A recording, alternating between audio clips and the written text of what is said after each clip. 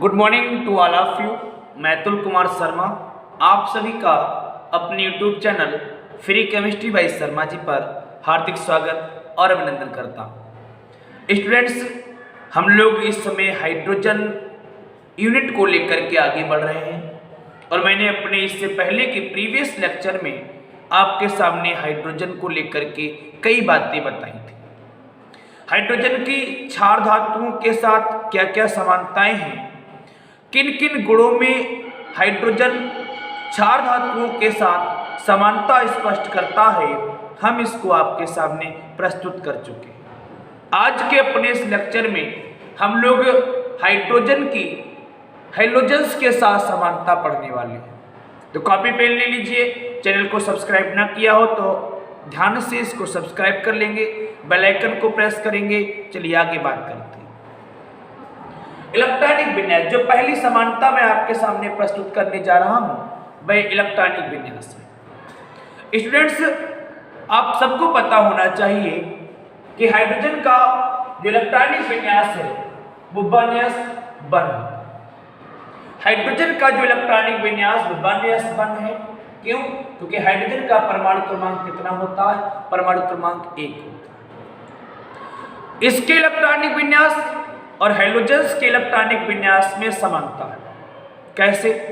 Example देखिए, मैं यहां पर हैलोजन्स को लिख देता हूं। ध्यान से एक एक बात को सुनिएगा।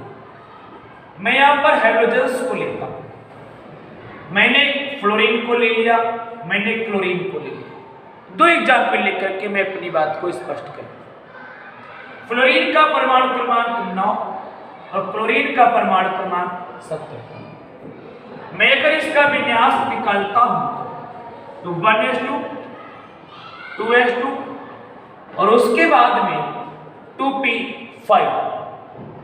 इसी प्रकार से क्लोरीन का निकालता हूं तो 1s2, 2s2, 2p6, 3s2, 3p5। That's clear.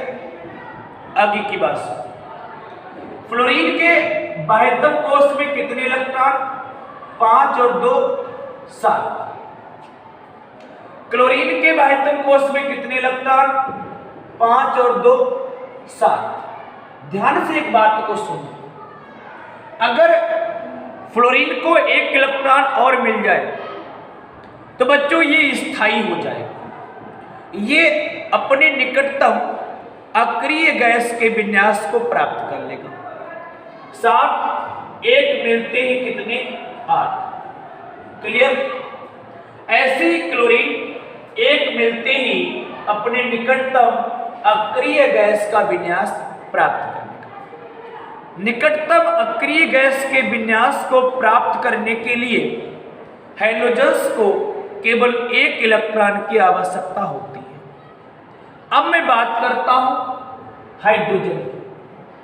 Hydrogen को भी अगर एक इलेक्ट्रॉन और मिल जाए, बच्चों हाइड्रोजन को भी अगर एक इलेक्ट्रॉन और मिल जाए तो इसका जो s कक्षक आप देख रहे हैं ये पूरा भर जाए।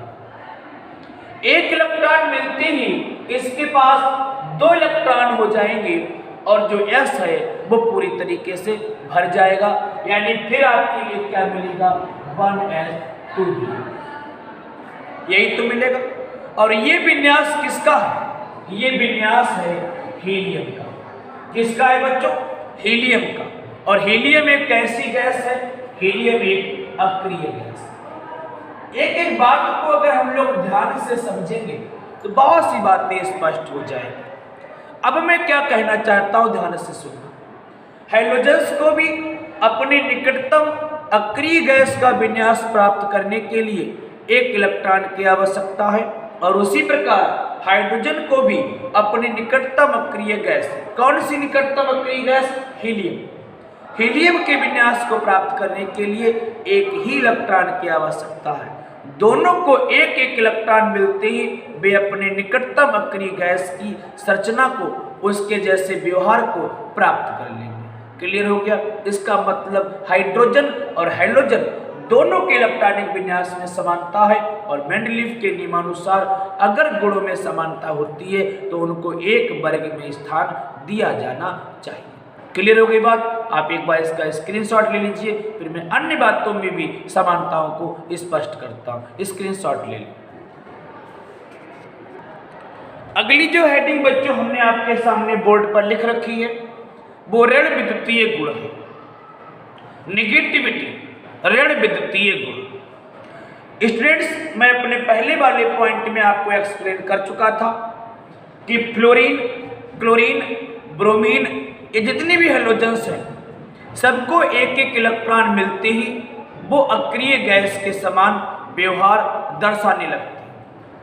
इसका मतलब ये हुआ कि इनको एक इलेक्ट्रॉन की आवश्यकता है। ये एक इलेक्ट्रॉन लेते हैं और कैसा व्यवहार दिखाते हैं? ऋण विद्युतीय व्यवहार दिखाते हैं। ध्यान से देखो, मैं फ्लोरीन की बात करता हूं। परमाणु क्रमांक 9 होता है, विन्यास 1s2 2s2 2p कितना आ जाएगा? 5 आ जाएगा। हमारे पास लास्ट में 2p5 मिलता है। p के लिए आपको पता होना चाहिए 3 कक्षक बनाती है। कितने इलेक्ट्रॉन हैं? 5। 1 2 3 4 5। एक अयुग्मित है और 2 युग्मित है। ये क्या कर सकता है? ये एक इलेक्ट्रॉन को लेकर के अपना यह विन्यास कंप्लीट कर सकता है, स्थायी हो सकता है। क्लियर हो गई? तो ये क्या करता है? ये एक इलेक्ट्रॉन को ले लेता है और एक इलेक्ट्रॉन को लेने के कारण ये क्या बनाता है? ये निगेटिव बनाता है। क्लियर हो गई बात? एक इलेक्ट्रॉन को लेता है तो निगेटिव बनाएगा, यानी F निगेटिव। अब ये भी निगेटिव बनाता है तो इसके परिवार के अन्य जितने भी सदस्य हैं सब एक जैसा गुण दिखाएंगे, यानी F negative, Cl negative, Br negative, I negative, सभी एक जैसा गुण दिखाएंगे। अब बात आती है हाइड्रोजन की। हाइड्रोजन का परमाणु क्रमांक आप जानते हैं, 1 होता है। विन्यास निकालेंगे तो 1s1। S के लिए एक कक्षक बनता है, इलेक्ट्रॉन केवल 1। ये भी एक इलेक्ट्रॉन लेकर के विन्यास को स्थायी बना सकता है। एक इलेक्ट्रॉन लेकर के विन्यास को स्थायी बना सकता है। अर्थात Hb क्या बनाएगा? H निगेटिव बनाएगा। क्या बनाएगा बच्चों? H निगेटिव बनाएगा। और ऐसे कंपाउंड जिसमें H निगेटिव बनाता है उनको हाइड्राइड बोलते हैं। क्या बोलते हैं? हाइड्राइड बोलते हैं। मैं लिखे देता हूं। जहां पर भी H नेगेटिव होता है तो ऐसे कंपाउंड हाइड्राइड कहलाते हैं। क्या कहलाते हैं? हाइड्राइड। जैसे Na की बात करूं, sodium hydride, Na positive, H negative, LiH, lithium hydride, H positive, sorry Li positive, H negative. Clear हो गई बात? तो ऐसे कई बातें हैं, कई ऐसे गुण हैं जिसमें हाइड्रोजन हेलोजेंस के साथ समानता दिखा रहा है। आप एक बार इसका स्क्रीनशॉट ले लें। मैं नए पॉइंट को लेकर के आपके सामने फिर आता हूं। अगला पॉइंट बच्चों, संयोजकता, वैलेंसी। परिभाषा अगर आपको पता है तो आप आसानी से इस पॉइंट को क्लियर कर लेंगे।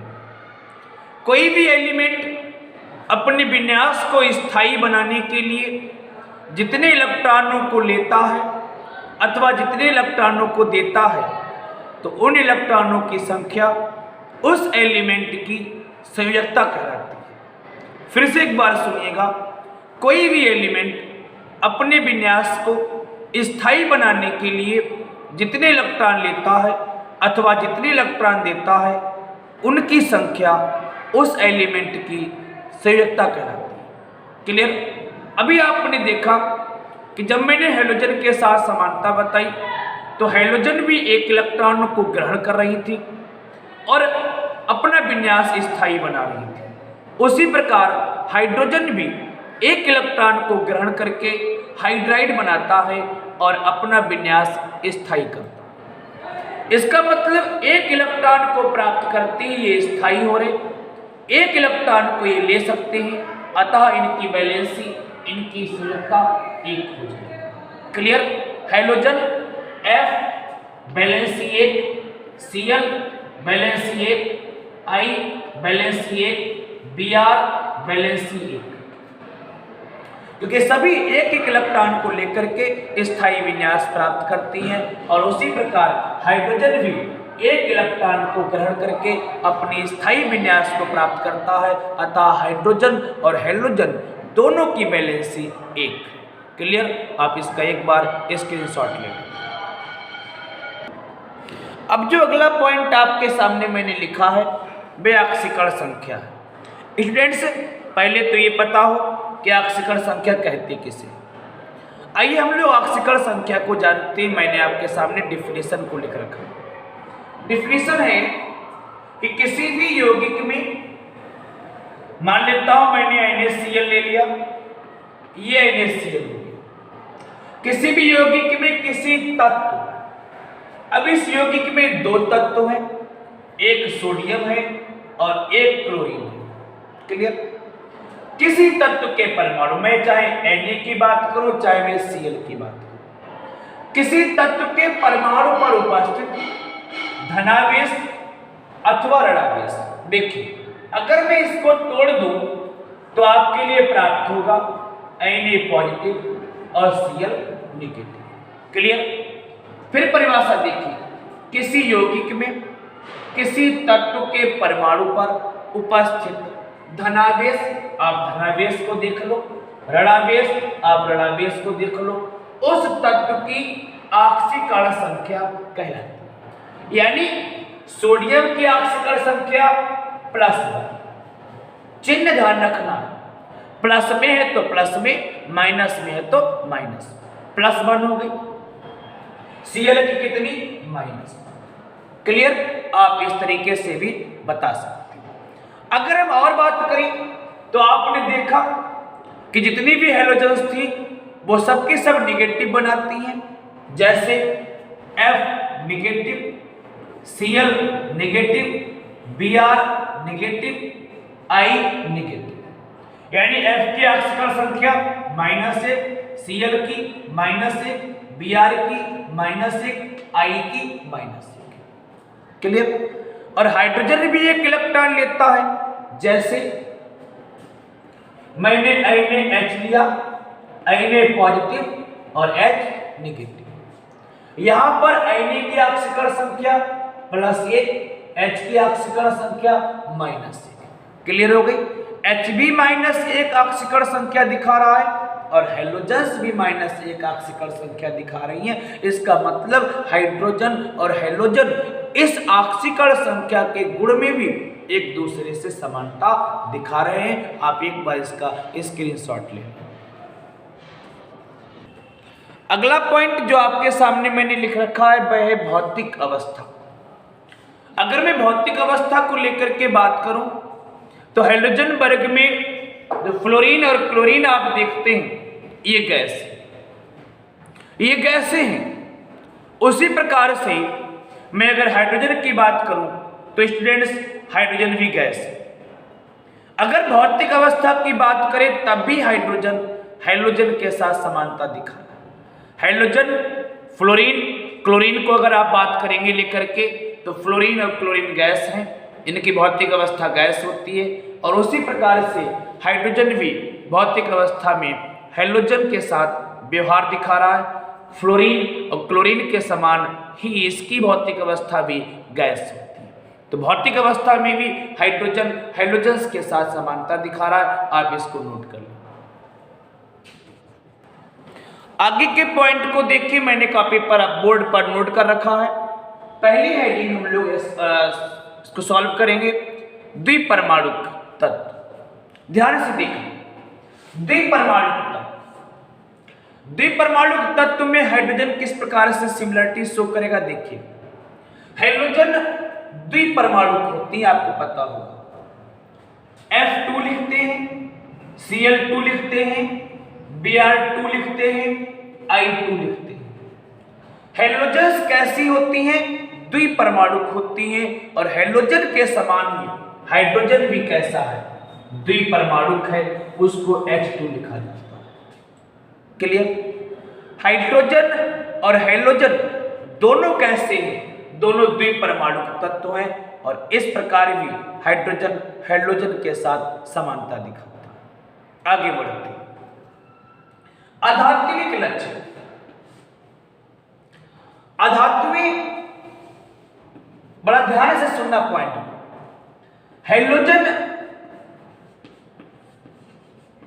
और हाइड्रोजन, हैलोजन और हाइड्रोजन दोनों अधातु के गुण दिखाते हैं। हैलोजन और हाइड्रोजन दोनों अधातुएं हैं, इसीलिए दोनों कैसे गुण दिखाते हैं? अधात्विक लक्षण, अधात्विक गुण दिखाते हैं। कितनी बातें आप देखेंगे, हर बात में हाइड्रोजन हैलोजन से समानता दिखा। मैंने इससे पहले भी पॉइंट को सॉल्व किया और यहां पर भी बात बता रहा हूं। द्विपरमाणुक तत्व, हैलोजन द्विपरमाणुक होती हैं, हाइड्रोजन भी द्विपरमाणुक है। अधात्विक लक्षण की बात करें, हैलोजन भी अधातु और हाइड्रोजन भी अधातु। आगे की बात सुनो। धातुओं के साथ संयोग। धातुओं के साथ संयोग करने की टेंडेंसी भी एक जैसी। कैसे? मैंने सोडियम ले लिया, सोडियम की अभिक्रिया हाइड्रोजन से भी कराते हैं और सोडियम की अभिक्रिया क्लोरीन से भी कराते हैं। दोनों की अभिक्रिया करने की प्रक्रिया एक जैसी। 2 Na और 2 H ये मिलकर के NaH बनाएंगे, सोडियम हाइड्राइड। क्या नाम है इसका? Sodium hydride.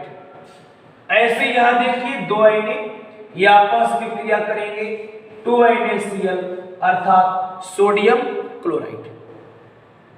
एक बात नहीं, 2 बात नहीं साहब, जाने कितनी बातों में। इससे पहले के प्रीवियस वीडियो में भी मैंने क्षार धातु के साथ समानता बताई। क्षार धातुओं से भी कई मामलों में समानता दिखा रहा हाइड्रोजन, और यहां पर हैलोजन से भी कई मामलों में समानता दिखा। अब समस्या यह आती है कि हाइड्रोजन को क्षार धातु के साथ में रखा जाए कि हैलोजन के साथ में रखा जाए। ये सबसे ज्यादा विवादास्पद प्रश्न बन गया, इसीलिए कई बार इस प्रश्न को पूछा गया है कि हाइड्रोजन का स्थान आवर्त सारणी में विवादास्पद है, कारण सहित स्पष्ट कीजिए। आपने आवर्त सारणी देखी होगी, आवर्त सारणी में आवर्त सारणी को जब आप देखेंगे तो हाइड्रोजन का स्थान आपको अलग से दिखता हुआ लगेगा, या तो उसका रंग चेंज कर देंगे या कुछ ना कुछ डिफरेंस जरूर दिखा देंगे। तो दोनों में समानता दिखाने के कारण हाइड्रोजन क्षार धातुओं से भी समानता दिखा रहा और हैलोजन से भी समानता दिखा रहा। इस कारण से बच्चों हाइड्रोजन का स्थान आवर्त सारणी में विवादास्पद हो गया। जिन लोगों ने पहली वीडियो नहीं देखी है, पहली वीडियो को देख लें, ये इसका पार्ट 2 है और यहाँ पर मैंने आपके सामने पूरी स्थिति को क्लियर कर दिया कि हाइड्रोजन का स्थान आवर्त सारणी में विवादास्पद क्यों है। अगर आप लोगों को लेक्चर अच्छा लगा हो तो कृपया करके लाइक करें, शेयर करें, अधिक से अधिक बच्चों कमेंट्स करें। आपके कमेंट्स को पढ़ करके मैं जल्दी आपके कमेंट्स को लेकर के नए पॉइंट पर वीडियो बनाऊंगा, नए से नए पॉइंट को आपके सामने रखूंगा और ये हाइड्रोजन और उसकी यौगिक का ये जो चैप्टर है वो कंप्लीट आपके लिए प्रोवाइड करूंगा। Thanks for watching this video.